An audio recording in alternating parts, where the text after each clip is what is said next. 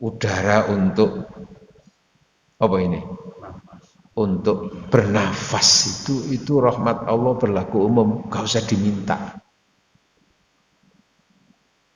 Bumi tempat kita berpijak ini ya rahmati Allah. Nah gitu saja. Tapi nanti yang kita bicarakan itu rahmat-rahmat yang bersifat khusus. Yang di situ ada unsur pahalanya, ada unsur kemuliaannya, ada unsur bimbingannya. Di surat Al-A'raf ayat 150, nanti cek lagi ya nanti ya, 58 nanti insya Allah. Saya hafal bunyi ayatnya.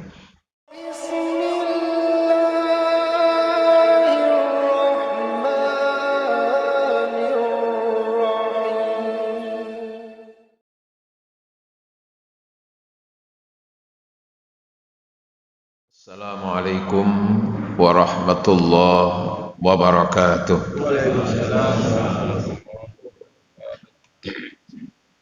Bismillahirrahmanirrahim. Alhamdulillahi rabbil alamin. Wassalatu wassalamu ala asyrafil anbiya wal mursalin wa ala alihi wa sahbihi wa dhurriyyatihi ajma'in. Amma ba'd. Faqad qala ta'ala a'udzu billahi minasy syaithanir rajim wa innahu lahudaw wa rahmatul lil mu'minin. Sadaqallahul azim. Hadirin wal hadirat, hamba-hamba Allah jamaah Masjid Raudhatul Jannah, semuanya yang dirahmati Allah, diberkahi Allah, semuanya calon-calon tetap penghuni surga.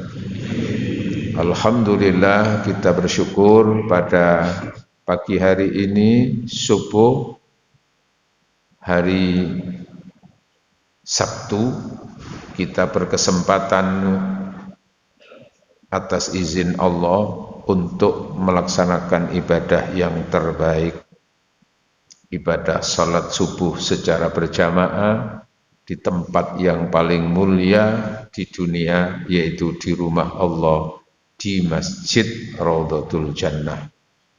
Mudah-mudahan kita semuanya senantiasa dirahmati Allah, diberkahi Allah. Amin Allahumma amin. Berkaitan dengan tema kita pagi hari ini, hidup penuh rahmah dalam bimbingan Al-Quran. Hidup dirahmati Allah melalui bimbingan Al-Quran. Setuju nggih? Masya Allah, alhamdulillah hari ini sing nyoting 2 TV. TV Raudhatul Jannah, TV apa iki? Yusuf Channel ini. Yusuf Channel. Rasulullah Shallallahu Alaihi Wasallam bersabda, Innal malaikata tusalli ala ahadikum. Sesungguhnya malaikat itu bersolawat kepada siapapun di antara kamu, madama, selagi siapapun di antara kamu, fi musallahul ladzi yusalli fi, yang bersabar berada di tempat ia melaksanakan sholat secara berjamaah tersebut, di masjid atau di musola. Watakulu, sholawatnya malaikat itu, doanya malaikat itu adalah Allahumma sholli alaihi, ya Allah, sholawatmu limpahkan kepada hambamu ini, warhamhu, dan rahmatmu curahkan kepada hambamu ini, waghfirlahu, dan maghfirahmu limpahkan kepada hambamu ini. Siapa tadi? Orang-orang yang sholat berjamaah lalu sabar untuk melanjutkan dari kegiatan berjamaah itu untuk mengikuti kajian-kajian keislaman, untuk mengikuti dan melanjutkan dengan berzikir, berdoa, dan termasuk membaca Al-Quran. Maka dengan apa yang kita lakukan ini sudah jelas jaminan dari Rasulullah, rahmat Allah diturunkan kepada kita semuanya. Bahkan saking gede nih rahmat itu sampai disebut dengan istilah bersolawat, malaikat bersolawat, mencakup semua tadi itu. Mulane sing boten nderek jamaah nggih kados ngeten niku lho, weman. Napa eman niku? Ya wis eman. Cuman nancene yo ganjaran sing gede kaya ngene iku belum bisa diketahui dan dirasakan sekarang. Orang akan tahu betapa nilainya ibadah kita itu terasa, pahala yang besar itu kita rasakan itu nanti kalau kita sudah meninggal dunia. Panjenengan semuanya ingin langsung merasakan hasil pahala, napa masih nunggu mawon? Ingin segera merasakan pahala? Ingin? Monggo berangkat dulu. Kalau ingin membuktikan itu, sekarang kita yakin aja dulu nggih, yakin apa yang kita lakukan itu sesuai dengan apa yang dijanjikan oleh Rasulullah Muhammad sallallahu alaihi wasallam itu. Termasuk rahmati Allah yang jelas-jelas yang kita terima adalah bimbingan dan kesadaran kita untuk berangkat ke masjid ini. Kan banyak saudara-saudara kita itu yang beragama Islam di perumahan Wisma Permai ini, nggih. Iki mayoritas muslim toh. Dan hampir semuanya kan insya Allah ya ngrungokno adzan gitu. Ya. Dan mereka juga sehat, betul? Tapi kan enggak semuanya yang terpanggil untuk memenuhi panggilan Allah itu. Ya, bagi mereka-mereka yang dapat rahmat Allah secara fisik, secara lahiriah, ya krungu ku ya rahmati Gusti Allah, berarti kupingnya sehat. Tapi hanya sebatas di telinga bisa mendengar, tapi tidak masuk ke hati. Maka krungu adzan ya krungu tok. Oh, ala wis subuh, turu maneh ae. Tapi yang dapat rahmat Allah secara khusus punya kesadaran, bimbingan. Doa kita kan jelas diantaranya Allahumma arinal haqqa haqqa warzuqna tibaa. Ya Allah, tunjukkan kepada kami yang benar itu benar. Lah termasuk krungu adzan itu sudah bagian daripada petunjuk dari Allah. Tapi setelah itu kan dikuatkan dengan rahmat berikutnya warzuqna tibaa, dan bimbinglah kami memiliki kesadaran untuk melakukan apa? Kebaikan itu yang telah mendengar itu. Jadi akhirnya ada dua macam Pak, krungu adzan tetap turu wae.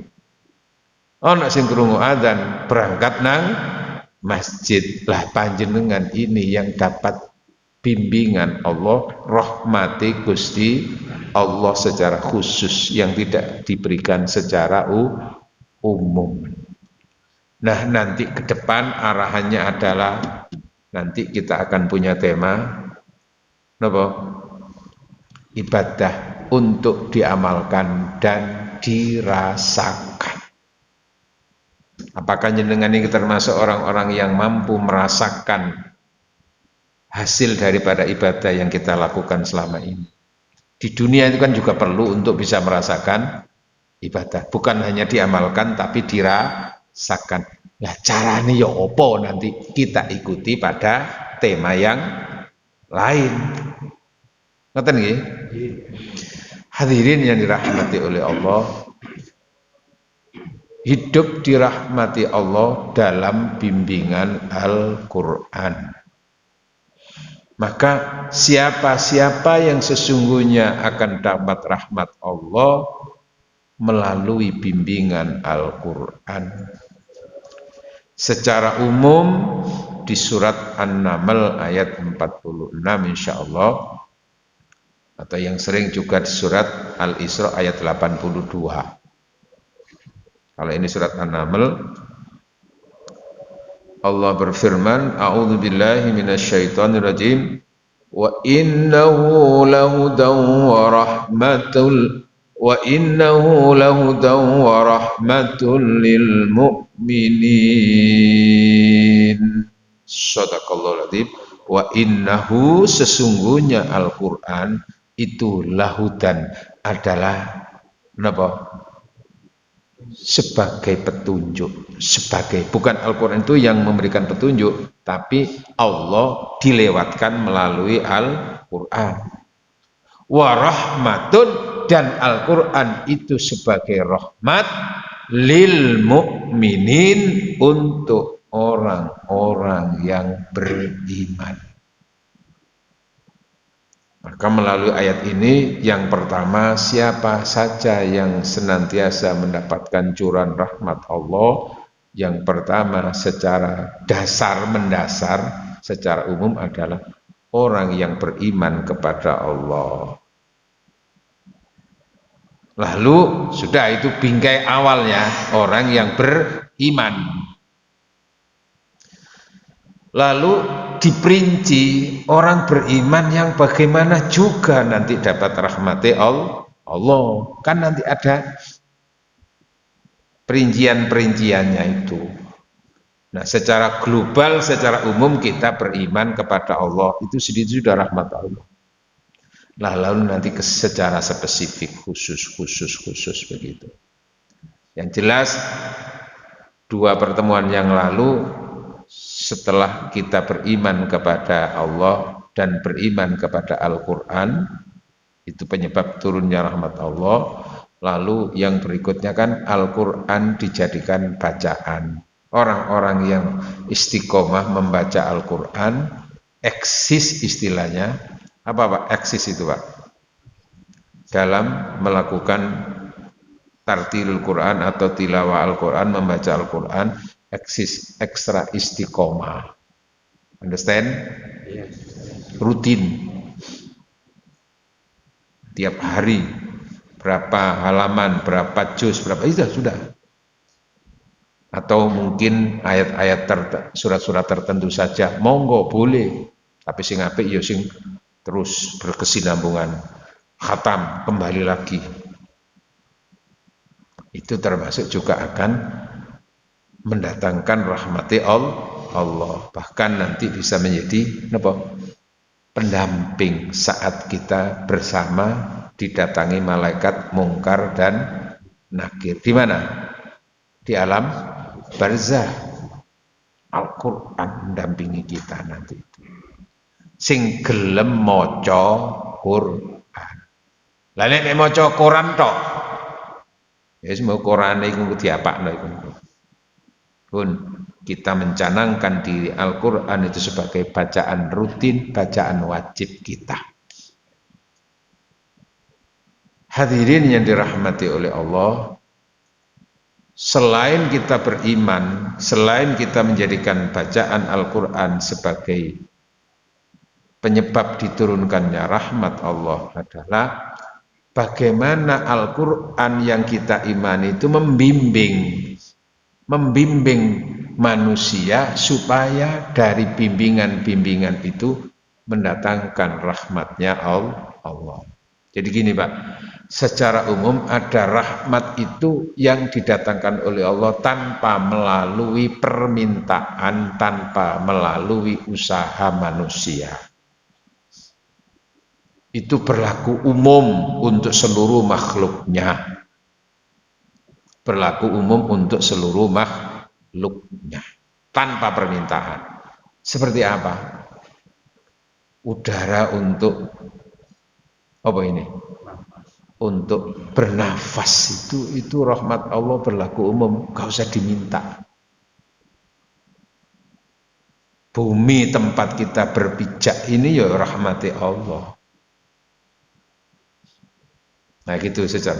Tapi nanti yang kita bicarakan itu rahmat-rahmat yang bersifat khusus. Yang di situ ada unsur pahalanya, ada unsur kemuliaannya, ada unsur bimbingannya. Di surat Al-A'raf ayat 150, nanti cek lagi ya nanti ya, 58 nanti insya Allah. Saya hafal bunyi ayatnya. A'udzu billahi minasy syaithanir rajim. Wa rahmati wasi'at kulla syai' fasa'aktubuha lilladzina yattaquna wa yu'tuna az-zakah walladzina hum biayatina yu'minun. Shadaqallahul adzim. Enak Pak suara ini Pak? Kak kalah karo imam ya. Dan kita memang diajarkan oleh Rasulullah untuk bagaimana memerdukan Al-Quran. Laisa minna malam yataghanna bil Quran. Barang bukan termasuk golongan ketika membaca Al-Quran itu tidak pakai nada. Alhamdulillahirrahmanirrahim, Rahmanirrahim, Maliki Yaumiddin, ya kan ya kan nasta'in. Hambar Pak rasanya Pak nggih. Nggih napa to? Oh. Pun tadi ayat sudah saya baca. Wa rahmati wasi'at kulla syai'. Dan rahmatku kata Allah wasi'at. Sampun kepanggih Pak Yusuf? Siapa sampun kepanggih? Surat Al-A'raf tadi yang saya baca. 158. Nggih. 57 apa 58 itu. Kalau sekitar ini enggak 58 56. 100 pokoknya 100-nya ada. Wa rahmati wasi'at kulla syai', dan rahmatku itu menyelimuti. Iya. Jare wong Jawa sumrambah. Apa sumrambah niku? Apa sumrambah niku Pak? Meliputi semuanya. Semua makhluk.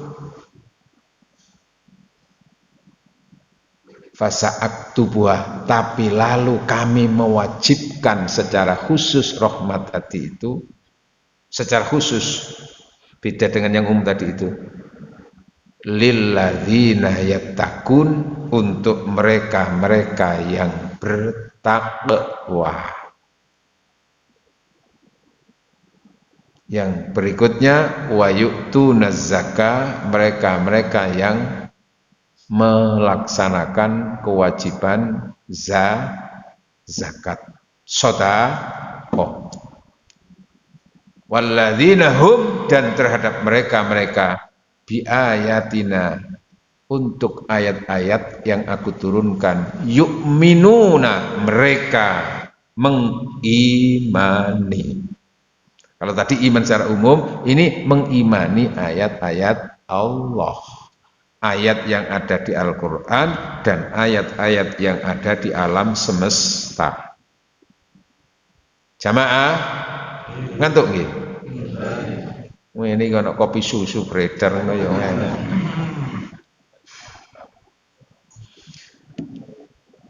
Yang pertama, rahmat Allah dikhususkan untuk orang-orang yang yattaqun. Yattaqun itu apa yang kita ketahui selama ini makna takwa itu? Iya. Oh, gitu nggih. Bukan takwa singkatan, takut istri tua, bukan. Apalagi diartikan tawakal, takut istri tua, banyak akal. Bukan. Tapi takwa di sini adalah yang sering kita dengar dan kita pahami, takwa itu orang yang memiliki kesadaran untuk melaksanakan perintah-perintah Allah, menjauhi larangan-larangan Allah. Wujudnya adalah melaksanakan ibadah sebagai perintah Allah dan menjauhi larangan, menjauhi kemaksiatan-kemaksiatan, larangan-larangan Allah. Itu orang yang takwa. Takwa dalam arti pelaksanaan ibadah secara khusus, murni seperti sholat. Nggih.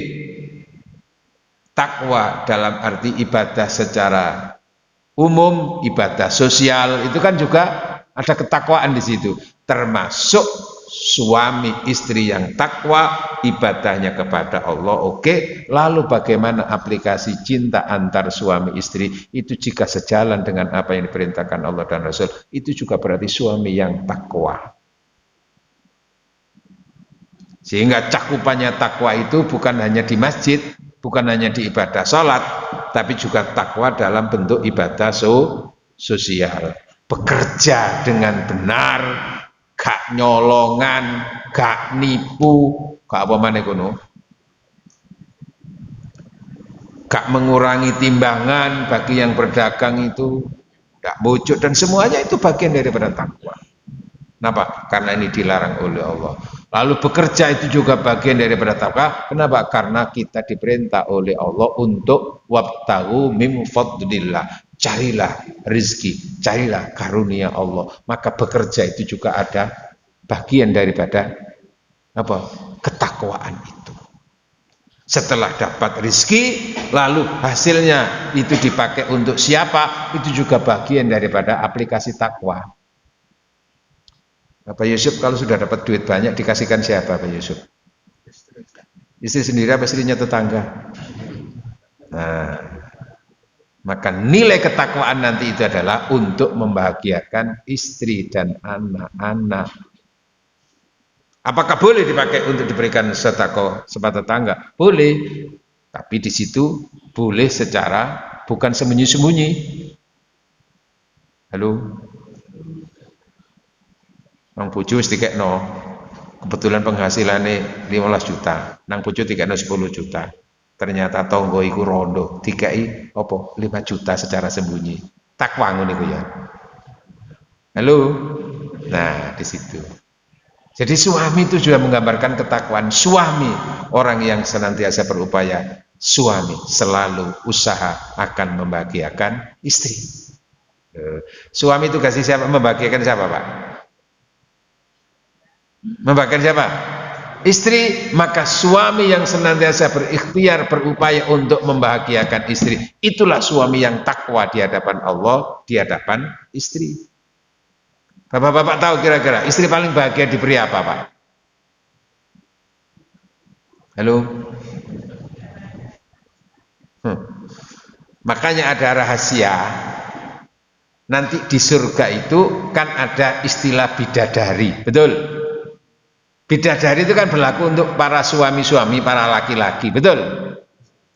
Tapi tidak disebutkan tentang bidadara, betul? Kenapa?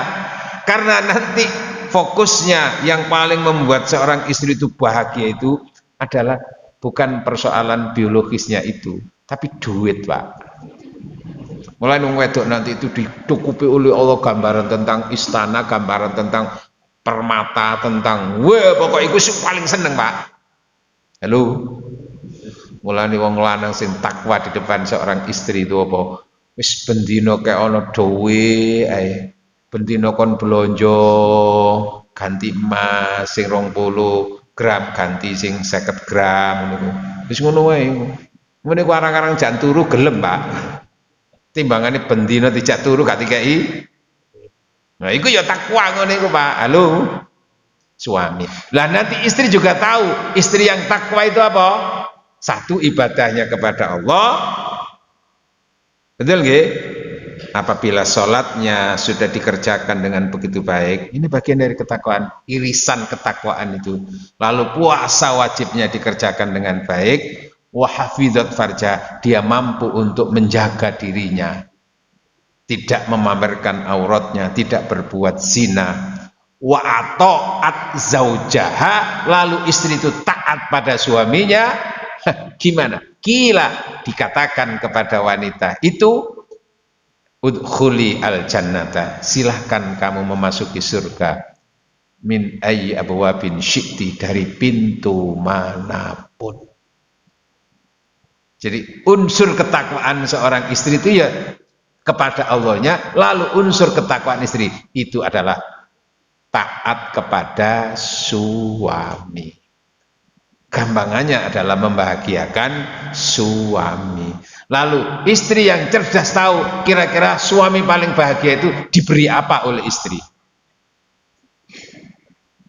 Halo.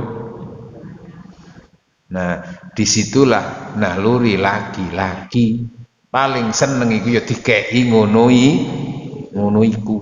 Mulane nanti wong lanang itu diberi semangat motivasi untuk surga itu adalah azwajuhum, istri-istrinya. Halo. Wong lanang nanti bojone gak mek siji Pak untuk swarga iku Pak. Wakeh Pak. Cuman sing wong wedok iku bojone mek siji tok Pak. Wong wedok. Lho. Soalnya nanti istri juga dibahagian bukan dari sisi suami Pak, tapi dari sisi apa tadi itu? Ngono Pak. Wis, suami yang takwa nggih, bagian daripada menjalankan perintah Allah, menjauhi larangan. Dan dilarang untuk bagaimana suami istri saling zalim, saling menyakiti. Pesan Rasulullah dalam haji wada napa? Ittaqullaha fin nisa, wahai para suami-suami yang takwa, yang ingin dapat rahmat Allah, takutlah kamu kepada Allah dalam urusan istrimu. Jadi kalau istrinya itu tidak melakukan ya ketentuan-ketentuan perintah Allah, maka suami takut. Waduh, istriku kok begini. Suami kelihatan kalau keluar rumah memamerkan kelihatan auratnya, diingatkan, Dek, sampean mau keluar jangan memamerkan aurat. Ngono Pak. Termasuk ngaten nggih jenengan nek ana bojo metu-metu terus rambut rowe-rowe ngono iku tambah seneng apa sampean merasa dosa, Pak? Ya gak apa-apa Dik, pamerno kok nek ngerti rambutmu iku apik ngono. Iku gak suami takwa ngono. Gak takwa. Tapi Dik, keluar jaga itu aurat. Oh itu di samping mengingatkan masalah ibadah-ibadah yang lain. Tidak mendolimi istri. Makanya ada lalu istilah ada istilah MI, ya singkatan saya. Isti itu apa? Ikatan suami takut istri. Kata lapo-lapo wedi mbek. Itu berarti fokusnya hanya takut kepada istri. Ngoten nggih? Kalau nggak ketahuan istri. Halo? Ojo kok gak ngerti ya kok. Beda dengan ittaqullah, takutlah kamu kepada Allah urusan istrimu. Itu berarti apa? MI, ikatan suami takut menyakiti istri. Ya walaupun nggak tahu istri, tapi kan ini kan kalau ketahuan kan juga menyakiti. Halo? Insya Allah suami-suami seperti itu juga suami-suami yang dirahmati Allah. Suami punya istri yang takwa, insya Allah ya dirahmati Allah. Istri yang punya suami yang soleh, yang takutnya kepada Allah adalah juga istri yang mendapatkan rahmati Allah. Jadi bisa diturunkan rahmat seorang suami itu dilewatkan melalui istri. Rahmatnya suami dilewatkan suami, rahmatnya suami dilewatkan melalui istri. Dalam hal apa? Dalam mengaplikasikan cinta. Wa ashiruhunna bil ma'ruf. Mana yang boleh dengan suami, mana yang tidak boleh dengan suami, mana yang boleh dengan istri, dan mana yang tidak boleh dengan istri. Itu bagian daripada ketakwaan dalam rumah tangga, ketakwaan dalam cinta. Oke, takwa. Ketakwaan dalam beribadah secara khusus dengan Allah. Ketakwaan dalam beribadah kepada sesama. Kan cakupannya ibadah kan luas Pak. Ada ibadah individu, ada ibadah sosial, ada ibadah mahdhu murni, ada ibadah yang tidak murni karena ada aspek sosial. Seperti ngaji ini ya ibadah mahdhu apa ibadah ghairu mahdhu Pak? Murni apa tidak murni ini ngaji itu? Tidak murni Pak. Tidak murni ini ibadah yang di rumah untuk ngaji itu. Kalau sholat tadi memang murni, harus persis. Berapa hitungan rokaatnya, bacaannya apa saja. Tapi kalau ngaji ini kan tidak langsung persis seperti Rasulullah menyampaikan. Ya ono guyone barang titik mayo gak apa-apa ya. Jamaah yang dirahmati Allah. Lalu berikutnya siapa orang yang dirahmati Allah berdasarkan bimbingan Al-Qur'an, yaitu wa yu'tunaz zakah. Orang-orang yang standar minimalnya ibadah sosial itu melalui sodako. Ada sodako yang standar minimal itu namanya zakat. Artinya apa? Zakat itu adalah sodako yang bersifat wajib. Orang yang dapat rahmat Allah dalam ibadah sosial adalah minimal zakatnya dilaksanakan. Ada ukurannya, zakat itu minimal secara umum adalah 2,5%. Tapi nanti ada memang zakat-zakat tertentu yang tidak dipukul rata 2,5%. Seperti orang yang bertani ya Pak. Memiliki wonten sing petani Pak ya, kalau Pak ya. Nggih, punya sawah ya. Sawah ya di kantor jenengan. Kalau itu nanti zakat profesi, zakat penghasilan. Kalau petani nanti ukurannya bukan 2,5%-nya. Kalau dia petani nanti nisabnya ya lebih khusus itu adalah pertanian makanan pokok. Apa makanan pokok kita itu? Beras. Gitu. Yang kena masak itu namanya jadi nasi. Kalau masih di dalam pohonnya itu namanya padi. Engko nek wis dicoploki dadi gabah. Engko nek wis digiling dadi beras. Nek cilik-cilik dadi menir. Oh iya menir ya. Nek wis dimasak dadi nasi, tapi nek siji tok jenenge upo. Nek kelemesen dadi bubur, nek kering dadi karak. Mosok macam-macam ngono. Nek masake sampai ireng dadi intip. Oke, balik. Pertanian makanan pokok. Itu nanti ukurannya adalah nisabnya itu kalau punya penghasilan dari panen itu, ya dari sawah yang dimiliki itu, minimal adalah standarnya itu 1.400 kilo, berarti 14 kintal.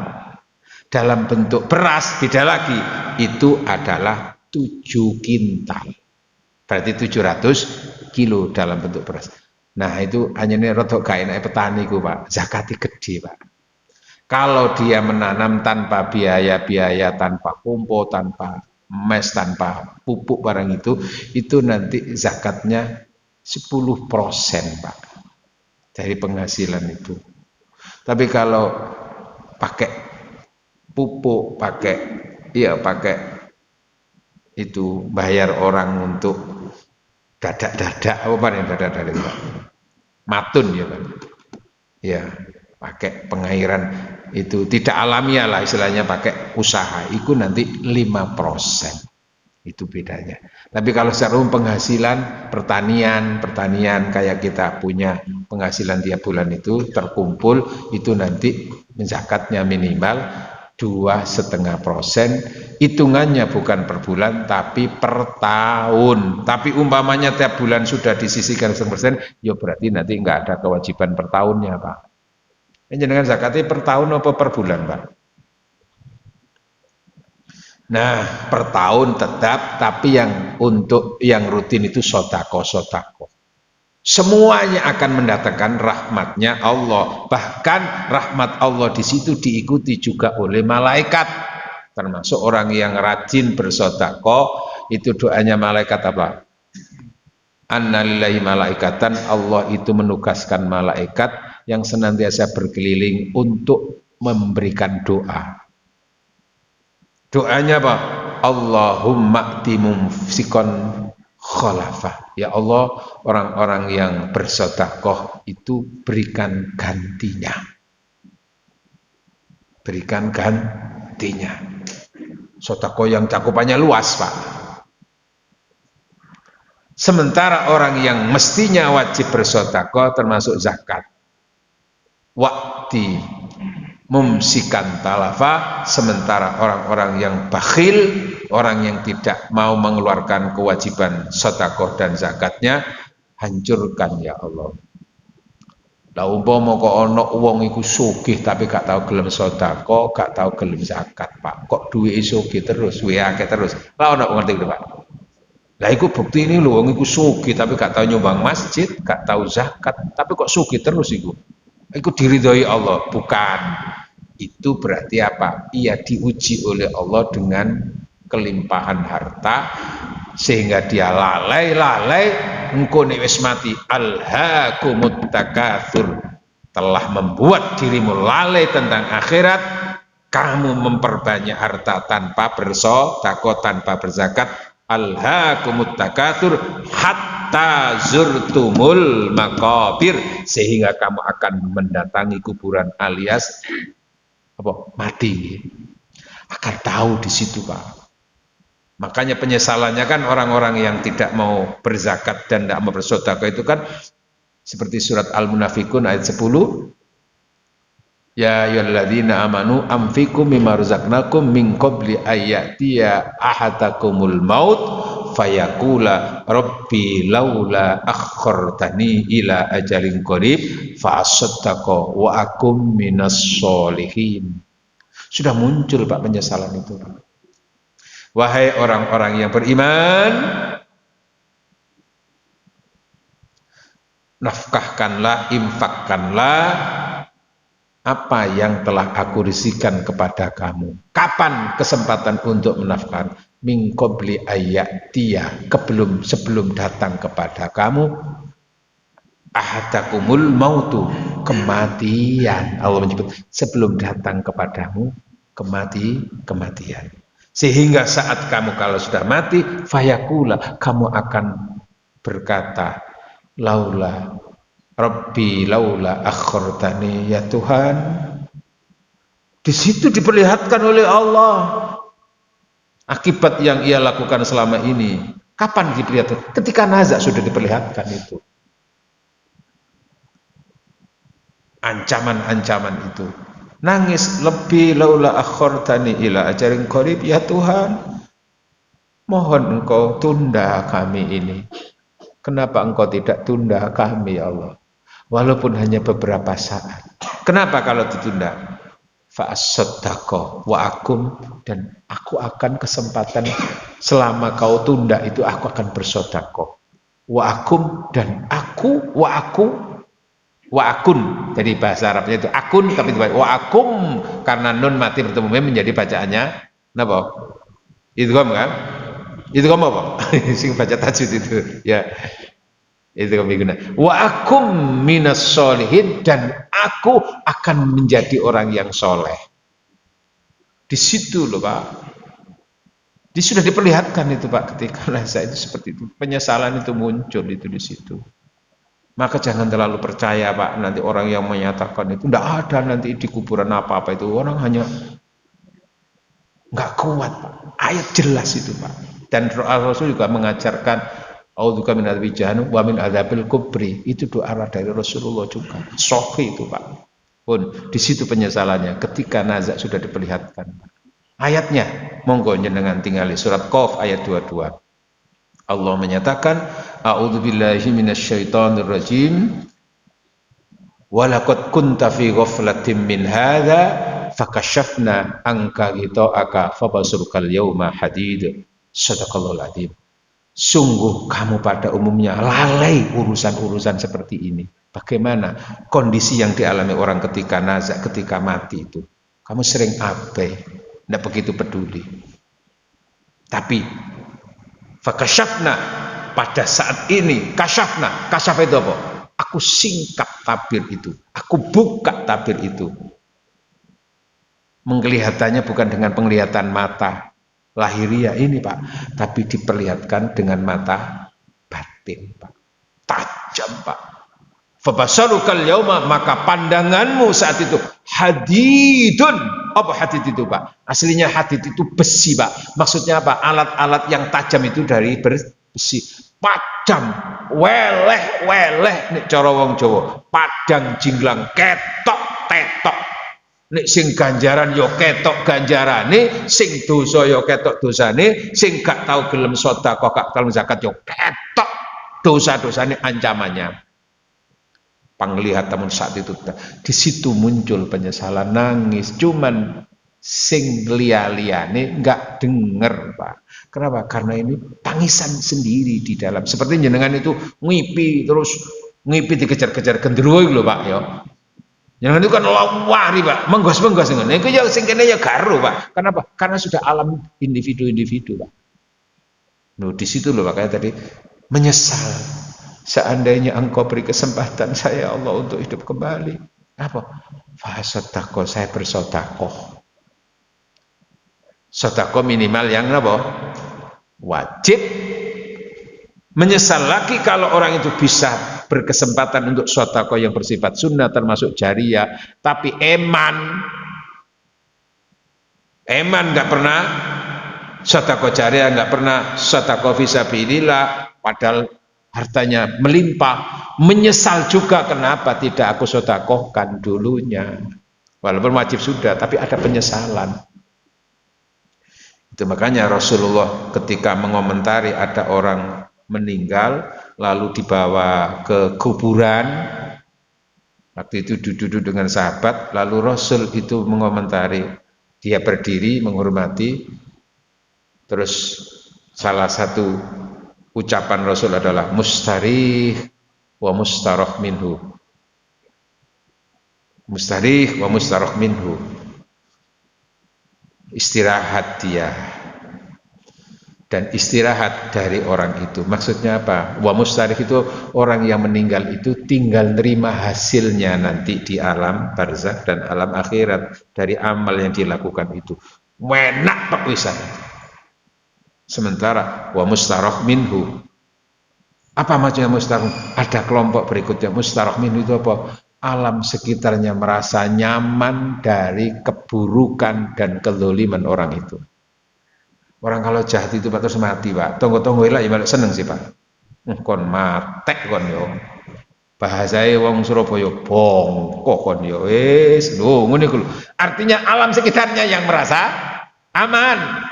Tapi dia nanti berhadapan dengan kesempatan yang lain. Rasul menyatakan ma min ahadin yamutu illa wa yandamu, tidak seorang pun yang meninggal kecuali ada unsur penyesalannya. Gila ditanya wa ma nadamatuha, ya Rasul apa itu yang membuat orang itu menyesal? Kok dikatakan tidak satu pun yang meninggal kecuali akan menyesal. Wa ma nadamatuha, apa yang membuat dia menyesal ya Rasul? Qala in kana muhsinan, jika orang yang meninggal itu orang baik, itu ada penyesalannya, mengapa tidak lebih baik lagi? Oke, zakatnya sudah, tapi dia menyesalnya, mengapa kok hanya yang wajib, kok tidak tambah-tambah yang sunnah? Seperti jenengan ketika ke masjid Jumatan bawa uang 5.000, uang 10.000, uang 20.000, 50.000, 100.000, sing mlebu kotak sing ngendi kira-kira? Secara lahiriah kan sing 5.000 ngoten. Tapi nanti ketika diperlihatkan palanya itu menyesalnya, ya Allah lah apa sing mlebu kotak biek kok sing 5.000, kok gak sing abang. Tapi dia dapat pahala, tetap dapat pahala karena semuanya dihitung oleh Allah. Ini kan penafsiran ketika Rasul itu mengomentari tentang kematian salah seorang sahabat namanya sahabat Sa'ban. Itu nanti saya bicarakan dalam tema nilai istiqomah. Itu istiqomah jeneng bojo jenengan Pak Boten. Itu di situ. Wa in kana musian, sementara jika orang yang mati itu orang yang jelek, buruk, menyesalnya adalah karena dia dosanya banyak itu, lalu dia menyesalnya akan dapat siksa dari Allah. Menyesalnya, kenapa aku dulu tidak bertobat selama ketika di dunia, kenapa aku dulu tidak pernah mau berzakat, menyesal. Tapi ya wis kasep. Apa kasep itu Pak? pun zakat. Insya Allah orang yang berzakat, orang yang senang sedekah itu akan mendapatkan curahan rahmat dari Allah. Lalu yang terakhir di ayat tadi itu adalah walladzina hum bi ayatina yu'minun, dan terhadap ayat-ayat aku mereka senantiasa beriman. Tapi Allah menyebut nah kami, itu berarti apa? Ayat-ayat Allah itu dilimpahkan tidak hanya melalui Al-Quran, tapi ayat-ayat Allah itu cakupannya sangat luas. Karena itu ketika Al-Quran memerintahkan orang untuk berpikir dan melihat tentang ayat-ayat Allah, di surat Adz-Dzariyat ayat 21 Allah menyatakan wa fil ardi ayatul lil muqinin wa fi anfusikum afala tubsirun. Di alam semesta itu ayat. Kalau manusia terlalu jauh melihat apa yang ada di alam semesta, wa fi anfusikum, di dalam diri kamu sendiri adalah ayat. Afala tubsirun, tidakkah kau perhatikan bahwa dalam diri kami itu ada ayat-ayat Allah yang perlu untuk dibaca. Rambut itu ayo ayat loh Pak. Napa Pak? Ayat Pak. Lalu dari sisi apa? Gerakan panjang tidaknya kan beda Pak. Kalau yang di kepala ini rambut ini cepet panjang gitu ya Pak ya. Betul. Terus ini kan laki perempuan punya Pak ya. Kemudian di bawah hidung ini ada namanya apa? Brengos. Oke ya. Tapi wedok kanak ya Pak ya. Halo. Ayat Allah, kenapa wedok kayak brengos? Dok di sore lambe apa ikarane? Jenggot. Nggih. Oh, itu kan enggak ono. Juga panjang. Panjang di sini panjang, di sini panjang. Tapi di sekitar mata juga ada rambut. Namanya apa? Alis, idep. Ono mana apa? Idep, ono alis. Loh, yang di sini sama-sama di kepala. Kok gak panjang seperti yang di sini, Pak? Halo. Ada lagi rambut yang takut dengan sinar matahari. Nggak pernah panjang-panjang Pak. Kenapa? Di dalam hidung itu ada rambut nggak Pak? Pernah ada yang ngerasa kepanjangan hidung, rambut hidungnya itu? Itu berarti takut apa itu? Allah subhanallah, ngatur Gusti Allah kabeh iku ngoten. Lah mau hidup terus alis iku koyok sendok kene lho panjang ini ya apa? Gigi ketika lahir nggak punya gigi, betul. Tapi kalau rambut kan sudah ada, nggih. Tapi di gigi itu nggak punya. Lalu 4 bulan, 5 bulan baru tumbuh, betul. Ketika tumbuh berkembang terus memanjang, kok gak terus panjang? Halo. Padahal sama nih gak tahu batasi lah ya. Gini buatan subhanallah, itu baru satu seperti itu. Belum yang lain. Wa fi anfusikum afala tubsirun. Menis kayak ngene iki subhanallah Gusti Allah. Betapa agung, betapa besar nikmatmu yang engkau berikan kepada kami. Wa bi ayyi, makanya Allah mengingatkan fa bi ayyi ala rabbikuma tukadziban. Mudah-mudahan kita termasuk orang yang bertakwa, mudah-mudahan kita termasuk orang yang senantiasa bersedekah, orang yang senantiasa mengimani ayat-ayat Allah, baik ayat yang ada di alam semesta dan ayat yang ada di dalam diri manusia. Dengan itu insya Allah kita akan senantiasa mendapatkan rahmat Allah melalui bimbingan Al-Quran. Insya Allah nanti akan kita lanjutkan tema ini karena masih berseri Pak. Oke? Ada yang bertanya Pak? Monggo.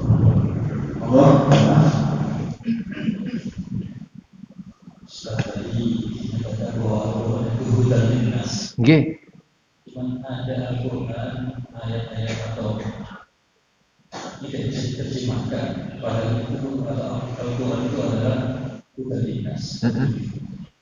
Seperti Al-Islam itu tidak bisa diterjemahkan. Itu gimana Ustaz?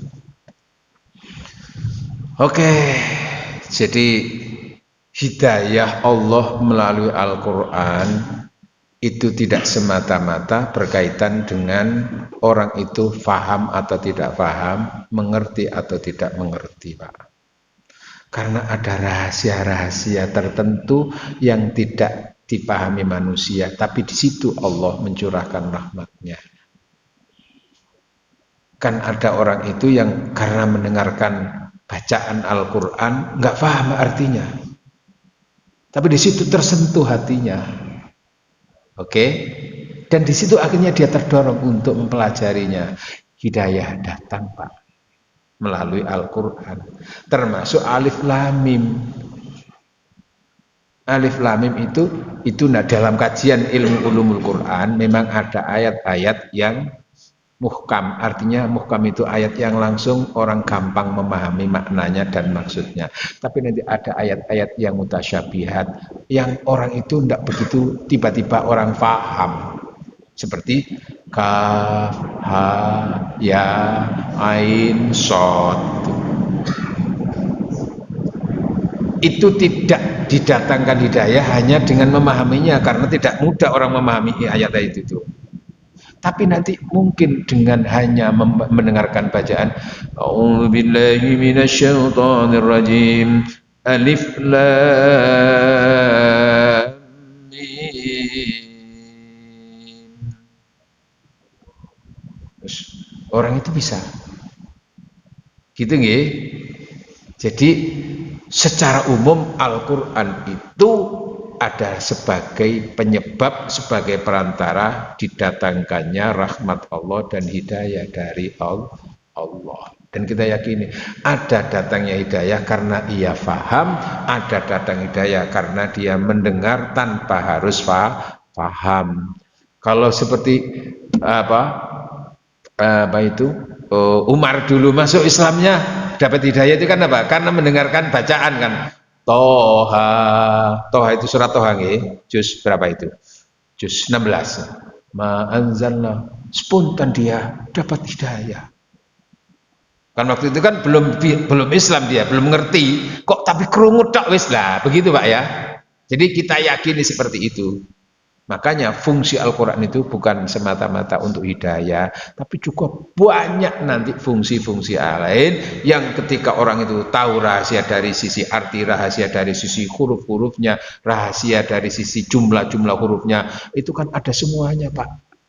Apa itu Pak? Rumus-rumusnya, jika ayat ini bertemu dengan ini, jika ayat ini dibaca sekian kali, itu ada semuanya. Makanya kelebihan dulu ketika zaman Nabi Sulaiman, ketika menawarkan siapa di antara kalian para pengawalku yang mampu untuk mengangkat singgasana Ratu Balkis dalam waktu yang cepat.